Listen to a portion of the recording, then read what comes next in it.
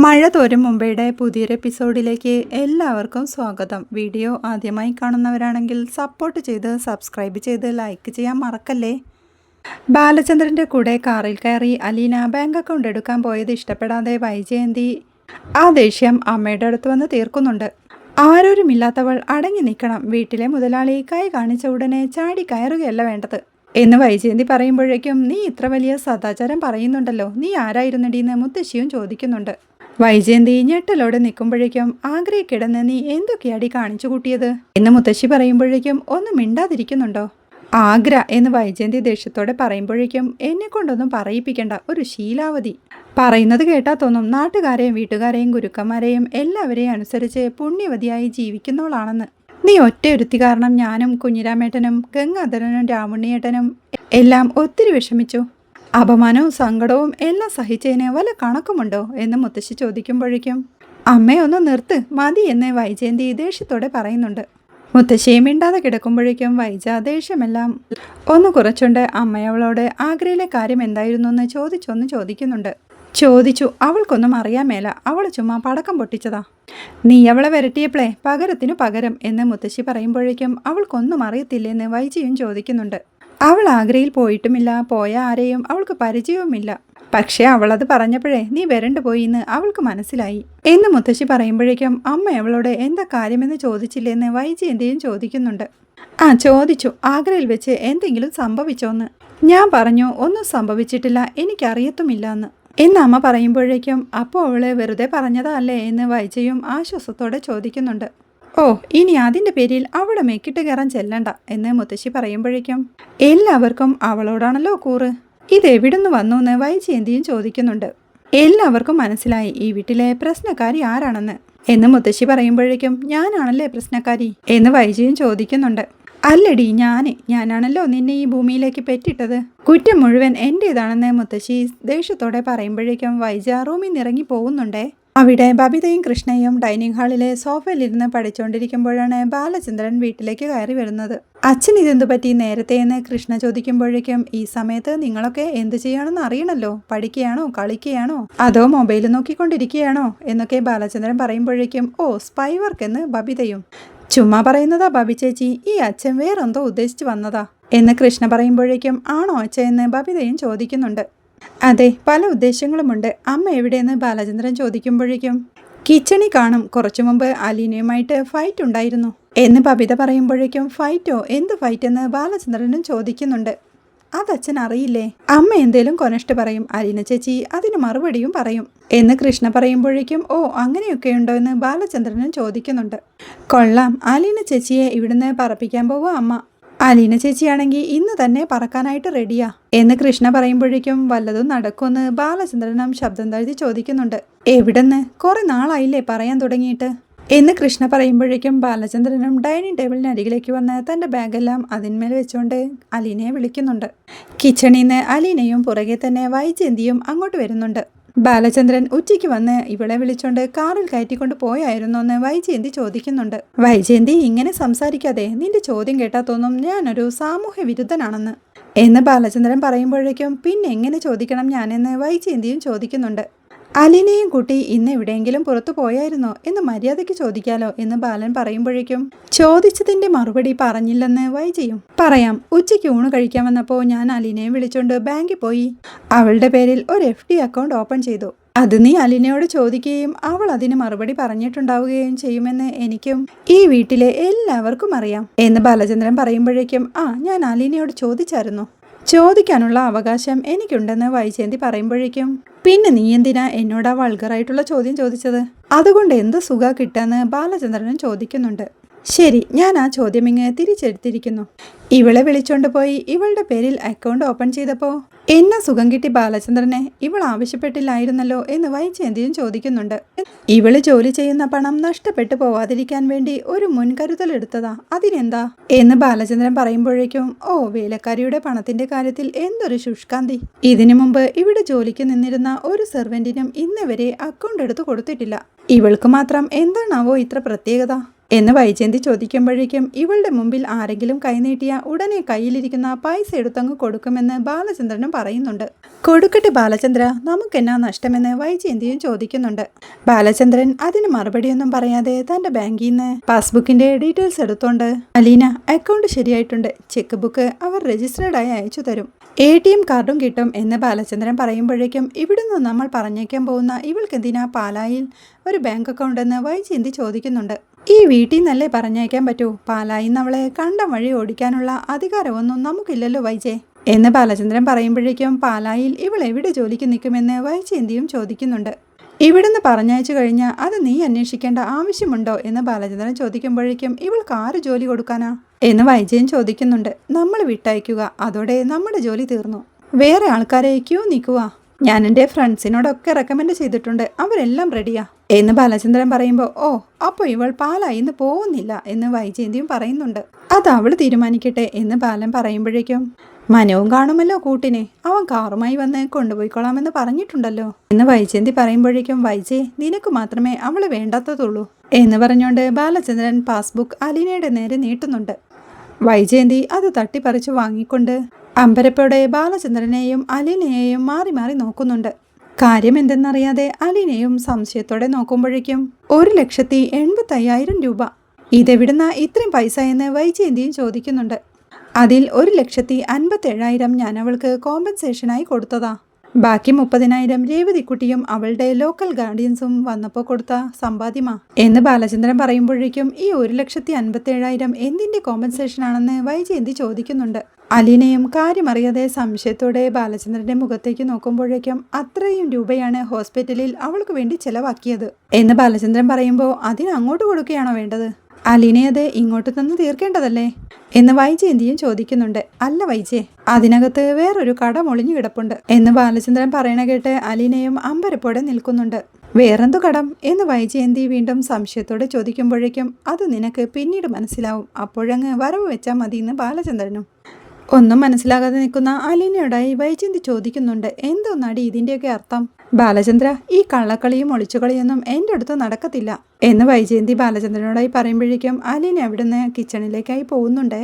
ഞാനിത് വെറുതെ വിടാൻ ഉദ്ദേശിക്കുന്നില്ല, രണ്ടിലൊന്ന് അറിഞ്ഞിട്ടേയുള്ളൂ എന്ന് പറഞ്ഞുകൊണ്ട് വീണ്ടും ആ പാസ്ബുക്ക് നോക്കി ഇതെനിക്ക് വലിച്ചു കീറി അടുപ്പിലിടാനാ തോന്നുന്നേ എന്ന് വൈജയന്തി ദേഷ്യത്തോടെ പറയുന്നുണ്ട്.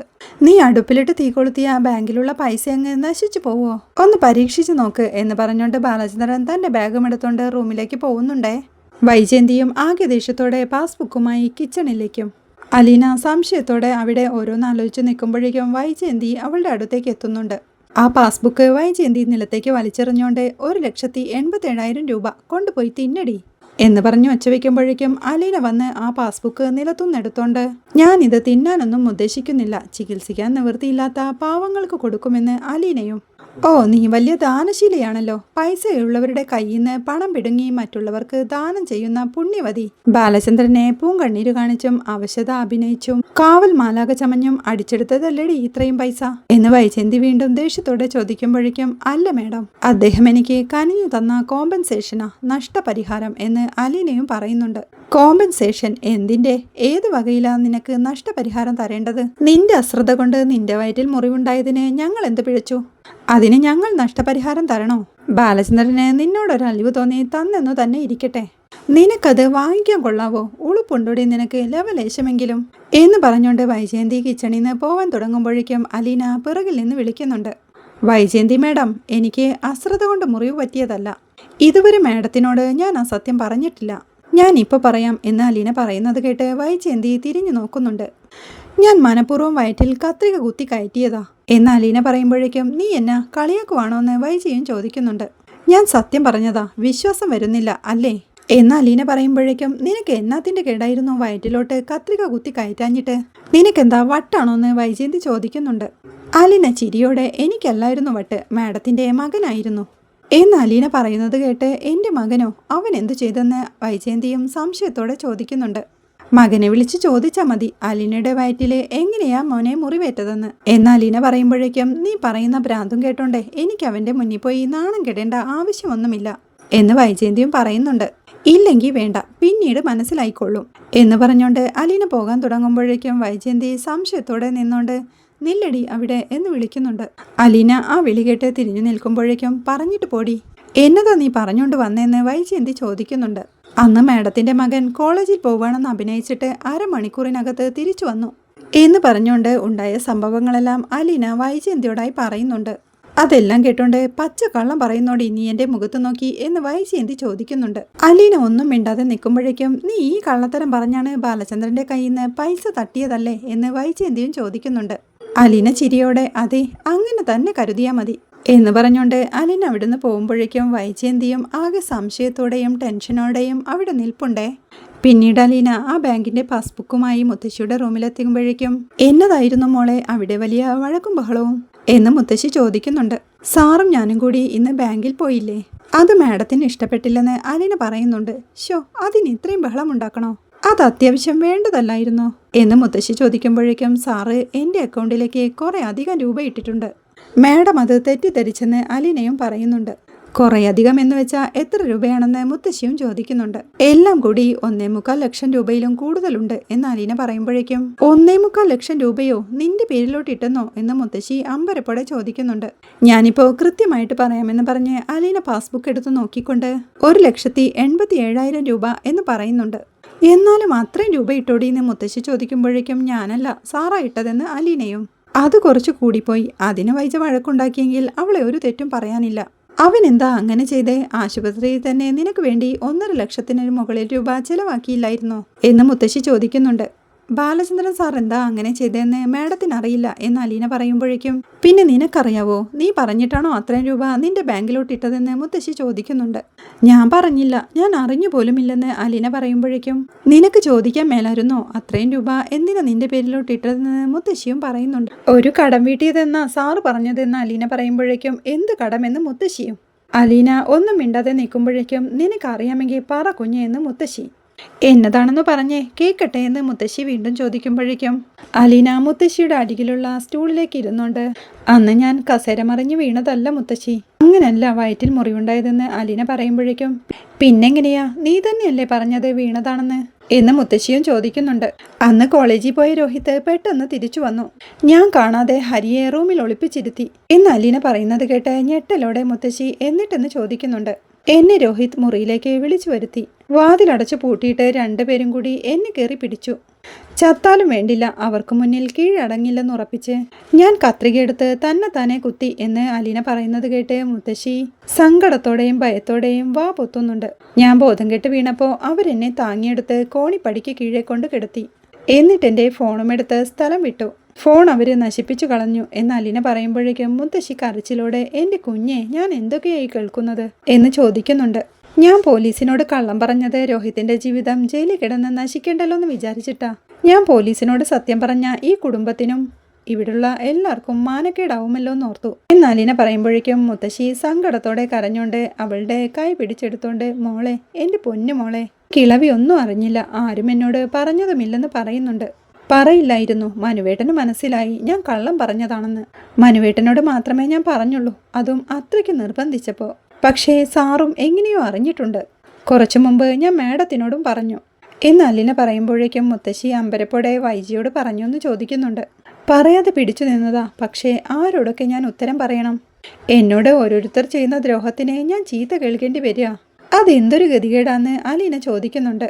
ഇപ്പോൾ തന്നെ മാഡം ചോദിക്കുക, സാർ എനിക്ക് എന്തിന് ഇത്രയും രൂപ തന്നു എന്ന്. ഞാൻ ചോദിച്ചിട്ടാണോ അറിഞ്ഞിട്ടാണോ എന്ന്.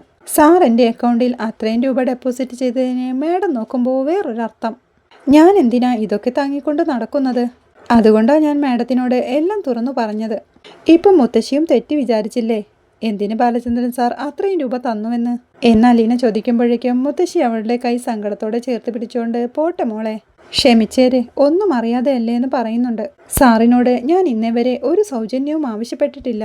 സ്വന്തം മകൻ എന്നോട് കാണിച്ച മഹാപാപത്തിന് എന്തെങ്കിലും പരിഹാരം ചെയ്യണമെന്ന് അദ്ദേഹത്തിന് തോന്നിക്കാണും. അതുകൊണ്ടായിരിക്കും അദ്ദേഹം ഹോസ്പിറ്റലിൽ കൊടുത്ത അതേ തുക തന്നെ എൻ്റെ അക്കൗണ്ടിലേക്കും ഇട്ടത്. എനിക്ക് ആ രൂപം വേണ്ട മുത്തശ്ശി, ഇല്ലാത്തവർക്ക് ഞാൻ ആ രൂപ ദാനം ചെയ്യുകയേ ഉള്ളൂ. സത്യം പറഞ്ഞാൽ മടുത്തു, പോയാൽ മതി എനിക്കിവിടുന്ന് എന്ന് കരഞ്ഞോണ്ട് അലീന സങ്കടത്തോടെ പറയുമ്പോഴേക്കും അങ്ങനെ പറയല്ലേ കുഞ്ഞെ, എനിക്ക് പിന്നെ ആരാ ഉള്ളതെന്ന് മുത്തശ്ശി ചോദിക്കുമ്പോഴേക്കും അലീനയും സങ്കടത്തോടെ ഇരിക്കുന്നുണ്ടേ. പിന്നീട് രോഹിത് തൻ്റെ മുറിയിലെ കട്ടിലിൽ മൊബൈൽ നോക്കി ചിരിച്ചോണ്ട് കിടക്കുമ്പോഴാണ് വൈജയന്തി വന്ന് അവൻ്റെ റൂമിൻ്റെ ഡോർ തുറക്കുന്നത്. അവൻ വൈജയന്തിയാണെന്ന് കണ്ട് അമ്മയായിരുന്നോ ഞാനോർത്തു എന്ന് പറഞ്ഞ് നിർത്തുന്നുണ്ട്. വൈജയന്തി അവനെ ദേഷ്യത്തോടെ തന്നെ നോക്കി നിൽക്കണ കണ്ട് എന്നെ അമ്മയെന്ന് രോഹിത് ചോദിക്കുന്നുണ്ട്. വൈജയന്തി അകത്തേക്ക് കയറിക്കൊണ്ട് ഇമ വെട്ടാതെ രോഹിത്തിനെ ദേഷ്യത്തോടെ നോക്കുമ്പോഴേക്കും രോഹിത്തും പേടിയോടെ തൻ്റെ കട്ടിലിൽ നിന്ന് എണീക്കുന്നുണ്ട്. വൈജയന്തി അവൻ്റെ അടുത്തേക്ക് വന്ന് അലീനയെ ഈ റൂമിലേക്ക് വിളിച്ചു വരുത്തി നീയും ഹരിയും ചേർന്ന് മയക്കുമരുന്ന് നൽകി റേപ്പ് ചെയ്യാൻ ശ്രമിച്ചോ എന്ന് ചോദിക്കുമ്പോഴേക്കും ടെൻഷനോടെ നിൽക്കുന്ന രോഹിത്തിനെ കാണിക്കുന്നിടത്താണ് ഇന്നത്തെ എപ്പിസോഡ് അവസാനിക്കുന്നത്.